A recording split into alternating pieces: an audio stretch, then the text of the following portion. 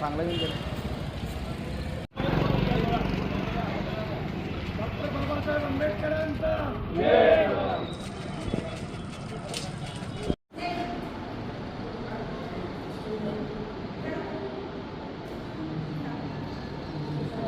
बाळा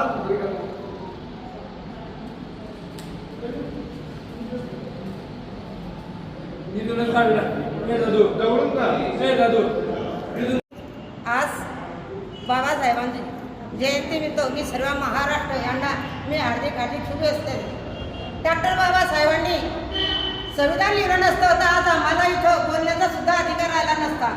डॉक्टर बाबासाहेबांनी एका समाजासाठी नाही केलेलं आहे, सर्व समाजासाठी केलेलं आहे. डॉक्टर बाबासाहेबांनी ओबीसीचं आरक्षण नसताना मंत्रिपदाचा राजीनामा दिला, म्हणून असं म्हणू नये की एका समाजासाठी बाबासाहेबांना केलेलं आहे. आणि विसरतील बाबासाहेबांना मतदानाचा अधिकार दिला तेव्हा आपण मतदानामध्ये आलो.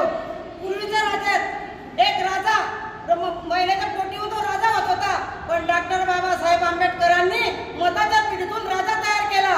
म्हणून मी सर्व माझ्या समाज बांधवाला आणि सर्वांना महिलांना सुद्धा सांगते की आपल्याला आरक्षण हे नव्हतं की हे समाज आहे. डॉक्टर बाबासाहेब आंबेडकरांनी आरक्षणामुळेच आपण या एवढ्या थाटामाटावर घरातून 14 महिला आपण निवडून आलो. तर डॉक्टर बाबासाहेबांनी मतदानाचा अधिकार दिला, नाही तर आपल्याला मतदानाचा अधिकार नव्हता, बाहेर निघायचा अधिकार सुद्धा नव्हता आपल्याला.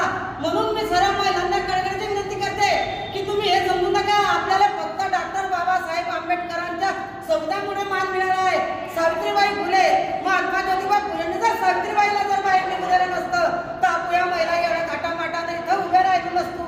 म्हणून मी सर्वांना सांगते महात्मा ज्योतिराव फुले, शिवाजी महाराज, डॉक्टर बाबासाहेब आंबेडकर, अण्णाभाऊ साठे यांचे तुम्ही पहा गुरु कोणते गुरु आहे. त्या लोकांनी जातपात कधी पाहिली नाही. म्हणून मी सर्व महाराष्ट्रवासियांना सांगते जातपात विसरून तुम्ही सर्व एकत्र या आणि 14 एप्रिलला मी सर्वांना शुभेच्छा देते. पण माझ्या गावावाशांना मी सुद्धा शुभेच्छा देते की कारण तुम्ही मला 3-4 वेळा निवडून दिलं, अध्यक्ष केलं, सरपंच केलं, उपनगराध्यक्ष केलं, त्याबद्दल मी माझ्या पक्षाचे सुद्धा मी आभार मानते.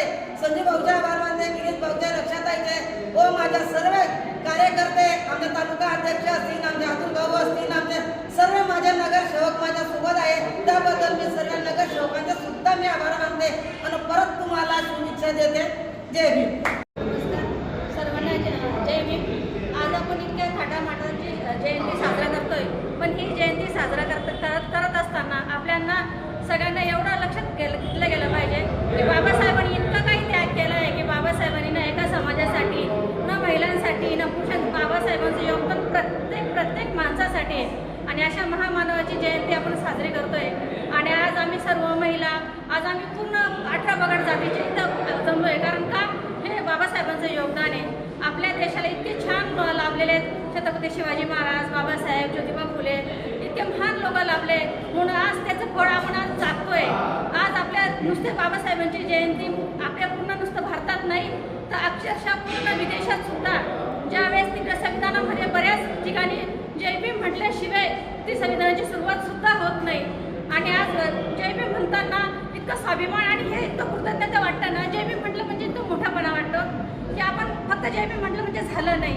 त्या बाबासाहेबांनी आपल्यासाठी काय केलं आहे, खास करून महिलांसाठी, महिला इतकं पुढे जाण्यासाठी त्यांनी त्यांचा मंत्रिपदाचा राजीनामा दिला की नाही माझी माता भगिनी पुढे यायला पाहिजे. एक माणूस असून बायांचं काय दुःख आहे हा समजणारी व्यक्ती म्हणजे बाबासाहेब. म्हणून त्या बाबासाहेबांच्या चरणाशी मी शतशः नमन करते. जय भीम. 135वी जयंती, या जयंतीच्या निमित्ताने सर्व भारतीयांना मी प्रथमतः शुभेच्छा देतो.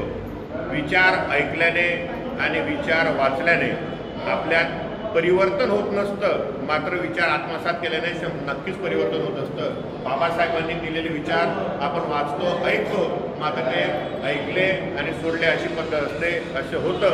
त्यामुळे आपण बाबासाहेबांचे विचार आत्मसात करावे जेणेकरून आपल्यात त्या पद्धतीने परिवर्तन होईल. याच्या आधी बऱ्याचशा वक्त्यांनी बरेचसे आपले मत मांडले.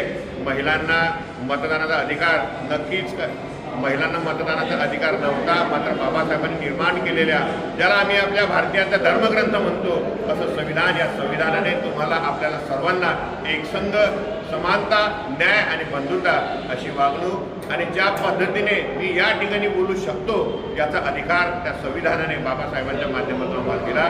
त्याबद्दल बाबासाहेबांचे आभार आणि उपकार कधीही न फिटणारे असतील. बहुजनांचं अस्तित्व निर्माण करणारा माणूस या भारतभूमीला लाभला. या महामानवास मी शतशः नमन करतो आणि संपूर्ण भारतवासियांना आजची जयंती आनंदात, उत्साहात आणि कोणत्याही प्रकारचा वाद न करता व्हावा आणि त्यांचे विचार आपण आत्मसात करावे, हीच त्यांना खरी श्रद्धांजली राहील, हीच त्यांना खरे अभिवादन राहील असं या ठिकाणी नमूद करू इच्छितो. आणि सर्वांना पुनश्च एकदा बाबासाहेबांच्या जयंतीनिमित्त हार्दिक शुभेच्छा.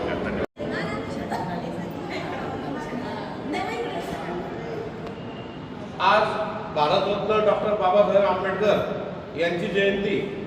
या जयंतीच्या निमित्तानं मी समस्त औरंगाबादवासियांना व भुसावळ तालुकावासियांना मी डॉक्टर बाबासाहेब आंबेडकर जयंतीच्या खूप खूप शुभेच्छा देतो.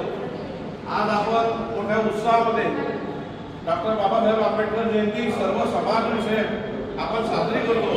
डॉक्टर बाबासाहेब आंबेडकरांनी आज जे आपल्याला अधिकार दिले, या अधिकारांमुळेच आपण या स्थानावरती आहेत. जे आम्ही आज सरपंच आहेत, तालुका अध्यक्ष आहेत, उपनगराध्यक्ष असतील, डॉक्टर बाबासाहेब आंबेडकर साहेब यांनी संविधान लिहिलं. या संविधानावरती आज भारत, संपूर्ण जग या संविधानावरती चालत आहे आणि सर्वात मोठा अधिकार महिलांना देण्याचा अधिकार हा संविधानावर दिलेला आहे. आणि या संविधानामुळे आज महिला सुद्धा पुरुषांच्या खांद्याला खांदा लावून काम करत आहेत. असे हे महामानव भारतरत्न डॉक्टर बाबासाहेब आंबेडकर यांना मी मानाचा मुजरा करतो व त्यांना अभिवादन करतो व समस्त औरंगाबादवासियांना मी डॉक्टर